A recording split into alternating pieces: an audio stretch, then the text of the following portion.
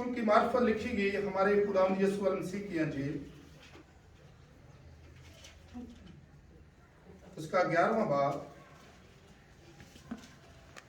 मत्ती रसूल की मार्फत लिखी गई हमारे खुदावंद यीशु मसीह की अंजील और उसका 11वां बाब और उसकी 25 आयत से लेकर 30 आयत तक कलाम खुदा में से हम देखेंगे।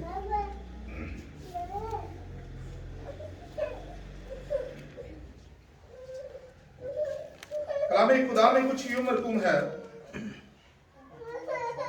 उस वक्त यीशु ने कहा, ऐ बाप, आसमान और जमीन के खुदावंद मैं तेरी हमद करता हूं कि तूने ये बातें दनाओं और अक्लमंदों से छुपाई और बच्चों पर जाहिर की। हाँ ऐ बाप, क्योंकि ऐसा ही तुझे पसंद आया। मेरे बाप की तरफ से सब कुछ मुझे सौंपा गया और कोई बेटे को नहीं जानता सिवा बाप के और कोई बाप को नहीं जानता सिवा बेटे के और उसके जिस पर बेटा उसे जाहिर करना चाहे। ऐ मेहनत उठाने वालों और बहुत से दबे हुए लोगों, सब मेरे पास आओ, मैं तुमको आराम दूंगा। मेरा जुआ अपने ऊपर उठा लो और मुझसे सीखो, क्योंकि मैं हलीम हूँ और दिल का फरोतन, तो तुम्हारी जानें आराम पाएंगी। क्योंकि मेरा जुआ मुलायम है और मेरा बोझ हल्का। पाक कलाम के पढ़े और सुने जाने के वसीला से हम सब बरकत पाएं। आइए हम थोड़ी देर के लिए झुकेंगे और खुदा की शुक्रगुजारी करेंगे कलाम के लिए। कुदसियत के मालिक इब्राहिम, इसहाक, याकूब के खुदा, मैं दिल की गहराइयों से तेरी शुक्रगुजारी करता हूँ खुदा आज के इस दिन के लिए, इस मौका, इस घड़ी के लिए जो खुदा तूने बख्शा कि हम सब मिल बैठ कर तेरे नाम को इज्जत चढ़ाव दे सके। खास तेरी शुक्रगुजारी करते हैं आज के तेरे मीठे कलाम के लिए जो खुदा तूने हमारी जिंदगियों के लिए बख्शा, और खासकर बैठी जमात को तेरे पाक लहू में छुपा देता हूँ कि जब तेरा कलाम सुने 30 नहीं 60 नहीं बल्कि 100 गुना फल लाने वाले बन सके। इनके ज़हनों को दिलों को अपने पाक खून से धो डाल और खुदा मैं अपने आप को तेरे पाक हाथों में देता हूँ कि खुदा मैं नहीं बल्कि तेरा पाक रूह मुझ में होकर बोले और अपने कलाम के गहरे भेद देना, लफ्जों की तरतीब देना, ताकि मैं अच्छी और लाइक तरीके से तेरे कलाम को बयान करने वाला बन सकूं। ये सब कुछ मांग लेते हैं तेरे प्यारे बेटे अपने खुदावंद यीशु मसीह के वसीला से। आज के जिंदा कलाम में से जो खुदा ने हमारी जिंदगियों के लिए दिया, उसमें से जब हम देखते हैं मत्ती रसूल की मार्फत लिखी गई हमारे खुदावंद यीशु मसीह की अंजील और उसका 11वां बाब और उसकी 28वीं आयत पर जब हम गौर करते हैं, वहां लिखा, ऐ मेहनत उठाने वालों और बहुत से दबे हुए लोगों, सब मेरे पास आओ, मैं तुमको आराम दूंगा। इस आयत में से जो हमारे लिए आज का मजमून है वो है मेरे पास आओ। तो आज के कलाम के मुताबिक जिस टॉपिक पर हम बात करेंगे वो है मसीह के पास आना। पास आने का जब हम मफहूम देखते हैं तो वो कुछ यूं है कि अपनी जगह को छोड़ना, किसी दूसरे के पास चले जाना पास आना कहलाता है। जब हम देखते हैं बाइबल मुकद्दस में शुरू से लेकर जब खुदा ने कायनात को खलक किया और सारी कायनात को जब खलक कर लिया और उसके बाद खुदा ने आदम को अपने हाथों से और अपनी मोहब्बत से उसे बनाया और उसे बागे अदन में रखा, तो हम देखते हैं कि खुदा ने इंसान को कितनी मोहब्बत से, कितने प्यार से अपने हाथों से बनाया। बाकी हर चीज को कहा कि हो जा, हो गई, और वाहिद इंसान था जिससे खुदा ने मोहब्बत की और उसको अपने हाथों से और अपनी शबीह पर, अपनी शक्ल सूरत पर बनाया। तो हम देखते हैं कि इंसान की नस्लों में उसने अपना जिंदगी का दांव फूंका तो वो जीती जा हुआ। तो हम देखते हैं कि उसने इंसान को बागे अदन में रखा और उसके साथ हम देखते हैं कि मोहब्बत रखता था और ठंडे वक्त में आसमान को छोड़कर, तख्त को छोड़कर उसके पास जमीन पर आ जाता, उसके साथ वक्त गुजारता था, रफाकत रखता था। और हम देखते हैं कि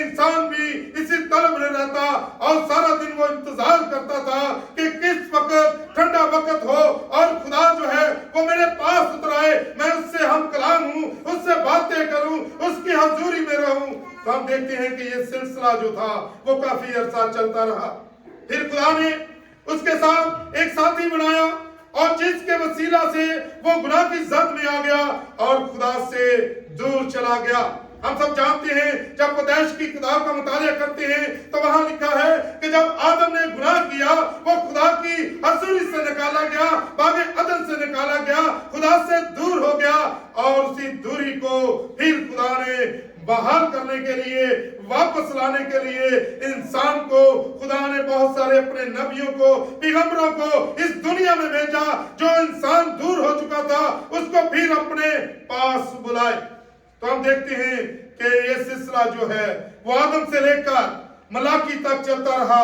लेकिन हम देखते हैं कि बहुत सारे बड़े बड़े नबी आए, बहुत सारे पैगंबर आए जिन्होंने बड़ी कोशिशें, बड़ी खिदमत, बड़ी जानें, कुर्बानियां दी, लेकिन इस मौका तक ना पहुंच सके। हम देखते हैं इब्राहिम की, जब इब्राहिम को देखते हैं कि खुदा ने किस कुदरत से उसको उसके घराने से, मुल्क से, खानदान से जब चुना और उसको कहा कि उस जगह जा जो मैं तुझे देता हूं, उसने क्या किया? उसने खुदा के हुक्म को माना और खुदा के पास आ गया। खुदा के कहने पर उसने वही काम किया जो खुदा ने उससे को बताया था। तो हम देखते हैं कि उसका नाम जो था, जो वादा खुदा ने उससे किया, वो आज बाप इब्राहिम के नाम से पुकारा जाता है, क्योंकि ईमानदारों का बाप। और हम मूसा की खिदमत को देखते हैं कि खुदा ने जब उसको चुना और उसको कहा कि मेरी कौम को गुलामी के घर से निकाल ला, मिस्र की गुलामी से निकाल कर मेरे पास ले आ। तो हम देखते हैं कि खुदा के उस बंदा ने भी खुदा के हुक्म को माना और उसके मुताबिक मिस्र की गुलामी से कौम बनी इस्राएल को जब निकाल कर लाया। तो हम देखते हैं कि रास्ते में वही जो खुदा की चुनी हुई कौम थी, जिसको खुदा प्यार करता था, बियाबान में हम देखते हैं कि बहुत सारी जगहों में जाकर वो क्या करते हैं? वो बुड़बुड़ाते हैं। वो गुलामी से तो निकल आए, लेकिन ऐश की जिंदगी, उनके आराम की जिंदगी उनको बर्दाश्त ना हुई, बल्कि वहां मेहनत मुशक्कत करते थे, उनकी गुलामी में रहते थे, उनके बच्चे नस्लें जो थी उनकी गुलामी में थी। और जैसे ही खुदा ने उनको निकाल कर बियाबान में बहाल किया, वादे की सरजमीन के लिए निकाला, तो हम देखते हैं कि वही लोग जो थे वो खुदा पर, मूसा पर बुड़बुड़ाने लगे और कहने लगे कि तू हमें कहां यहाँ बियाबान में मरने को ले आया है। तो हम देखते हैं वहां उनके लिए खाना कहां से आता था? आसमान से। खुदा उनको खाना मुहैया करता था, पानी मुहैया करता था। अगर उनको धूप लगती तो बादल का सतून बनकर उनके सर पर रहता, अगर रात का अंधेरा होता तो आग का सतून बनकर उनके आगे आगे चलता। तो फिर भी वो खुदा की शुक्रगुजारी नहीं करते थे, बल्कि खुदा पर वो बुड़बुड़ाते और कहते थे, गिले शिकवे करते थे। वही आज हम देखते हैं कि आज के हमारे लोगों में भी हैं। हालांकि खुदा उनके लिए बहुत सारे काम कर रहा है, वो मौजूदात देख रहे हैं कि आसमान से खाना हमारे लिए आ रहा है, और हम देखते हैं कि पानी चट्टान से खुदा हमारे लिए निकाल रहा है। और हम देखते हैं कि बियाबान में वो 40 दिन का सफर जो था उनका 40 साल में बदल गया। तो हम देखते हैं कि खुदा उनसे फिर भी बार बार मोहब्बत करता रहा, फिर भी उनको अपने पास बुलाता रहा, फिर भी वो उनको कहता रहा कि खुदावंद मूसा के जरिए जब उनके ऊपर मुसीबत, दुख, तकलीफ, परेशानी आती तो वो बुड़बुड़ाना और मूसा के पास आना शुरू करते कि अपने खुदा को कहे कि हमसे ये बीमारी चली जाए, हमसे ये भूख चली जाए और हमारे बच्चे मर रहे हैं, तो अपने खुदा से मिन्नत कर कि हमें माफ करे। तो खुदा फिर भी उनको क्या करता था? माफ करता था। उनमें से उनको जरिया बताता था, अगर सांप के काटे हुए हो तो इसके पास आओ, अगर तुम्हें कोई बीमारी है तो ये करो, अगर भूख है तो सारी मुसीबतें, दुखे जो थी उनकी जिंदगी में आई। और उसने अपने बंदा मूसा से कहा कि इनको कहे कि खुदा अपने खुदा की इबादत करें तो वो तुम्हारी रोटी और पानी में बरकत देगा, तुम्हारे बीच से बीमारियों को दूर करेगा। ये खूबसूरत कलाम कौम बनी इस्राएल के लिए खुदा ने कहा।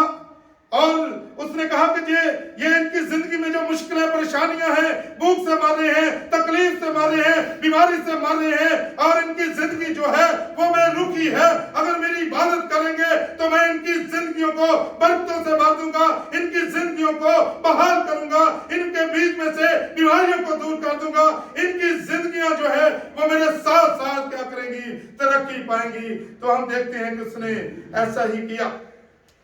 اور پھر بھی ہم دیکھتے ہیں کہ بہت سارے لوگ جو ہے، انسان کی فطرت جو تھی وہ اس کی زندگی میں موروثی گناہ جو تھا، وہ آدم نے جو گناہ کیا تھا وہ چلا آ رہا تھا، اس کے لیے ہم دیکھتے ہیں کہ پھر اس نے اپنے بیٹے کو بھیجا کہ کوئی بھی ان کو میرے پاس نہیں لا سکتا، کیونکہ جو ان کی زندگی میں گناہ ہے، موروثی گناہ، جب تک اس سے خلاصی نہیں پائیں گے، آزاد نہیں ہوں گے، تو یہ میرے پاس نہیں آ سکتے۔ اس نے اپنے بیٹے کو اس دنیا میں بھیجا تاکہ جو کھو گیا تھا انسان، اس کو پھر دوبارہ میرے پاس لائے، بحال کرے۔ تو ہم دیکھتے ہیں کہ بیٹے نے آ کر اس زندگیوں کو، انسان کو جو خدا سے کھو گیا تھا، اور بیٹے کی ہم دیکھتے ہیں کہ پچھلے نبی جو خدا نے بھیجے ان کے ذریعہ سے پیشگوئیاں بھی کرتا ہے۔ جب ہم جسایہ نبی کی کتاب میں دیکھتے ہیں تو 44 باب اس کی 22 آیت میں ہمیں ذکر ملتا ہے، میں نے تیری خطاؤں کو گٹا کی مانند اور تیرے گناہوں کو بادل کی مانند مٹا ڈالا، میرے پاس واپس آ جا کیونکہ میں نے تیرا فدیہ دیا ہے۔ یہ پیشن گوئی جسایہ نبی جو ہے وہ اپنے خدمت میں بیٹے کی کرتا ہے کہ جو کوئی بھی اس کے فدیہ دینے کو اور اس کے پاس آئے گا، اس کے گناہوں کے لیے کفارہ دے گا تو وہ بچ جائے گا، اس کے پاس آ کر ہمیشہ کی زندگی پائے گا۔ تو پھر ہم دیکھتے ہیں کہ یرمیہ نبی بھی اسی بات کو ہم دیکھتے ہیں، جو قوم بنی اسرائیل جو تھی بار بار اس کا انکار کرتی اور وہی پیشن گوئی کرتا ہے۔ 3 باب اس کی 14 میں دیکھتے ہیں یرمیہ کی کتاب میں خداوند فرماتا ہے، اے برگشتہ بچوں واپس آؤ، کیونکہ میں خود تمہارا مالک ہوں، اور میں تم کو ہر ایک شہر میں سے ایک اور ہر ایک گھرانے میں سے لے کر سیون میں لاؤں گا۔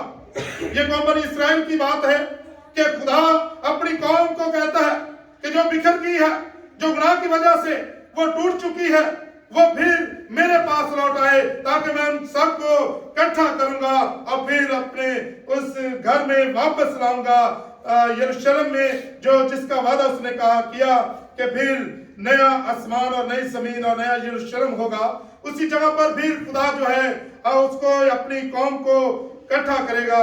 تو ہم دیکھتے ہیں کہ جب بیٹے نے آ کر ان سب باتوں کو پورا کیا اور انسان کے لیے اپنے کفارے کے لیے اس زمین پر آ گیا، اس نے جسم لے لیا، اور ہم دیکھتے ہیں کہ مجسم ہو کر وہ کلمہ جب اس دنیا میں آیا تو اس نے آ کر خدا کے باپ کی اس منادی کو پورا کیا۔ تو ہم دیکھتے ہیں کہ جس کی جب ہم زندگی پر نظر کرتے ہیں، زمینی زندگی میں آ کر اس نے بھی باپ کے اس کام کو چھوڑا نہیں، آرام سے نہیں بیٹھا، بلکہ جب اس کا وقت پورا ہو گیا اس نے بھی اس وعدے کے مطابق ہر کام جو ہے وہ باپ کا اس کی مرضی پر کیا۔ اور ہم دیکھتے ہیں کہ بیٹے نے جب خدمت کا آغاز کیا تو ہم دیکھتے ہیں کہ اس کی زندگی سے بہت سارے لوگ جو تھے جب اس کے پاس آتے تو ہم دیکھتے ہیں کہ وہ بچ جاتے تھے۔ وہی قوم بنی اسرائیل جس کی وہ شکایت خدا سے کرتی تھی، بڑبڑاتے تھے، وہی بیٹے نے آ کر اس دنیا میں آ کر وہی چیزیں جو تھی وہ انسان کو پرووائڈ کی، انسان کو مہیا کی۔ ہم دیکھتے ہیں کوئی بیمار خدا کے پاس آ جاتا تو خداوند اسے کیا کرتے؟ شفا دیتے۔ اگر کوڑی اس کے پاس آ جاتا اس کو پاک صاف کرتے۔ اگر کوئی ہم دیکھتے ہیں کہ کوئی اندھا اس کے پاس آ جاتا اس کو آنکھیں دیتے۔ اگر ہم دیکھتے ہیں کہ بھوکے اس کے پاس آ جاتے، 1 نہیں 2 نہیں بلکہ 5-5 ہزار لوگ اس کے پاس جب آتے تو وہ ان کو کیا کرتا تھا؟ ان کی بھوک مٹا دیتا تھا، ان کے کھانے کا انتظام اسی بیابان میں کرتا تھا، اور خدا کی قدرت دکھاتا تھا جس سے تم برگشتہ ہو گئے ہو۔ وہ قدرت آج بھی تمہیں اپنے پاس بلاتی ہے۔ یہ خدا کی قدرت ہے جو آسمان سے مان برساتی، اور پھر آج بھی وہی قدرت میں تجھے باپ کی دکھاتا ہوں کہ وہی بھوکے جو ہے آج بھی بیابان میں کھانا کھاتے ہیں۔ تو ہم دیکھتے ہیں اسی طرح کوئی گناہگار اس کے پاس آ جاتا تو اس کی زندگی میں گناہ باقی نہیں رہتا۔ جب ہم عورت کا ذکر دیکھتے ہیں کہ گناہگار عورت جب دوڑ کر خدا یسوع مسیح کے پاس لائی جاتی ہے، लोग लेकर आते हैं कि मूसा तो कहता है कि ऐसी औरत को क्या कर संसार कर दे, तो खुदावन ने उसे भी क्या किया, माफ किया। उसने कहा कि वही पहला पत्थर इसको मारे जो इसने गुनाह नहीं किया।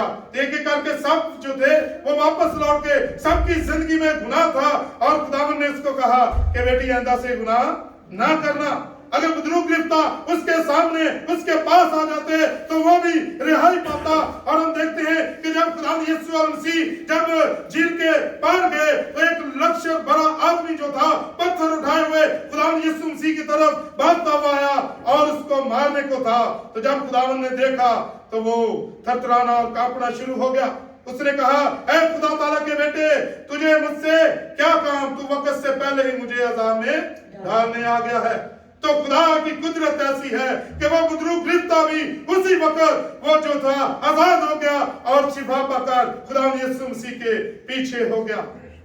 उसकी कुदरत के हम जब चर्चा सुनते हैं, मौजज़ात देखते हैं कि उसके बारे में ये कहा गया, अगर उसकी जिंदगी का एक एक लफ्ज भी लिखा जाता तो पूरी दुनिया में रखने के लिए हमें बाइबल मुकद्दस की जगह ना मिलती।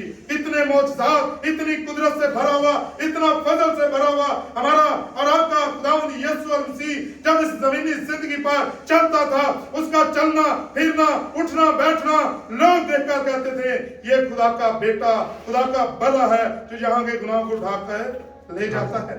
और हम देखते हैं कि बहुत सारे लोग जो थे खुदावंद के पीछे हो गए, उसकी शोहरत को सुन के, उसकी कुदरत को देखकर। और हम देखते हैं कि खुदावंद ने भी आखिरकार फिर मत्ती की इंजील में ये कहा, क्या बहुत से थके मांदो सब मेरे पास आओ ताकि मैं तुम्हें क्या करूं, आराम दूं। आज हम सब लोग जो हैं उसके पास संडे को आते हैं, उसके घर में आते हैं। और जिस तरह हम देखते हैं कि पिछले सालों में बहुत सारे साल गुजर गए, हम इसी तरह आते रहे लेकिन हमारी जिंदगी में वो तब्दीली नहीं आई। जिस तरह कौम बनी इसराइल की जिंदगी में तब्दीली नहीं आती थी, वो रहते खुदा के साथ थे, रहते खुदा के साथ साथ चलते थे, रात और दिन खुदा उनके साथ था, लेकिन उनकी जिंदगी तब्दील नहीं होती थी क्योंकि उनके दिल में, उनके दिमाग में जो था वो बुग़्ज़ भरा हुआ था, शिकायतों से भरे हुए थे। और हम देखते हैं कि खुदा पर तराज़ात उठाते थे कि खुदावंद हमें कहां बियाबान में मरने को ले आया, वहां तो हम ऐसे जीते थे और चाहे हम कैद में ही थे तो लेकिन हम क्या करते थे, अच्छा खाते थे, अच्छा पीते थे, लेकिन वो ये नहीं जानते थे कि हमेशा की जिंदगी जो है वो खुदा के पास है। इसी तरह आज भी हमारे दरमियान बहुत सारे ऐसे लोग हैं इस माशरे में भी, वो हर वक्त रहते तो खुदा के साथ हैं, हर वक्त खुदा के साथ साथ चलते हैं, सुबह उठते दुआ करते हैं, रात को सोते दुआ करते हैं और चलते फिरते खुदा के कलाम की बातें करते हैं, लेकिन खुदा उसे कहता है कि ये होंठों से तो मेरा नाम लेते हैं लेकिन इनके दिल मुझसे दूर हैं। और हम देखते हैं कि हमारी जिंदगियों से बीमारियां, भूख और हमारी जिंदगी से ये बीमारियां, भूख क्यों नहीं जाती, हमारी जिंदगियों से ये बुग़्ज़ क्यों नहीं जाते, लड़ाई झगड़े क्यों नहीं जाते, क्योंकि हमारे दिल खुदा से दूर हो चुके हैं। दिखावे में हम साथ साथ हैं लेकिन हमारा अंदरूनी रूहानी तौर पर हम खुदा से दूर हैं। और हम देखते हैं कि यही चीज जो है वो खुदावंद आज हमें अपने कलाम से कहता है, क्या बहुत से दबे हुए मेरे पास आओ कि मैं तुम्हें आराम दूं। ये बोझ जो है, ये दुनिया का, ये गुनाह का, ये दुनिया की फिक्रें, ये दुनिया की हम देखते हैं मुसीबतें, दुख जो है हमारी जिंदगी के ऊपर है, अगर हम अपना आप खुदा के पास ले जाएंगे तो ये हमारी जिंदगी से दूर जाती जाएंगी, क्योंकि उसकी कुदरत बड़ी है। उसके करीब कोई भी बुजुर्ग गिरफ्तार नहीं ठहर सकता, कोई भी बीमार, लाचार, अंधा, लंगड़ा उसकी हजूर जो है वो नहीं रह सकता, क्योंकि उसकी हजूरी इतनी पाक है कि उसकी कुदरत से अगर कोई बीमार, अगर कोई लंगड़ा, अंधा, अगर कोई भूखा उसके पास आ जाए तो वो हमेशा की जिंदगी की कुदरत रखता है। उसकी कुदरत से उसकी जिंदगी हम देखते हैं कि वो बदल जाती है। और हम देखते हैं किसी तरह बहुत सारे मौजज़ात खुदा के कलाम में हमें इसका जिक्र मिलता है और हम खुदा के खादमों से उनकी कहानियों को सुनते आ रहे हैं। तो हमें भी जरूरत है कि खुदावंद वही जो आदम को कहता था कि आदम तू कहां है, उस वक्त खुदावंद ने कहा, खुदा ने आदम को कहा जब उसने गुनाह कर लिया اس کی زندگی میں لالچ آ گیا، اس نے اس پھل کو کھایا، اس وقت خدا نے کہا کہ اے آدم تو کہاں ہے؟ پہلے خدا روز آتا، روز سے باتیں کرتا تھا، روز اس سے ملاقات کرتا تھا، تو ہم دیکھتے ہیں کہ اس کے ساتھ رفاقت رکھتا، خوش رہتا تھا، لیکن جب اس کی زندگی میں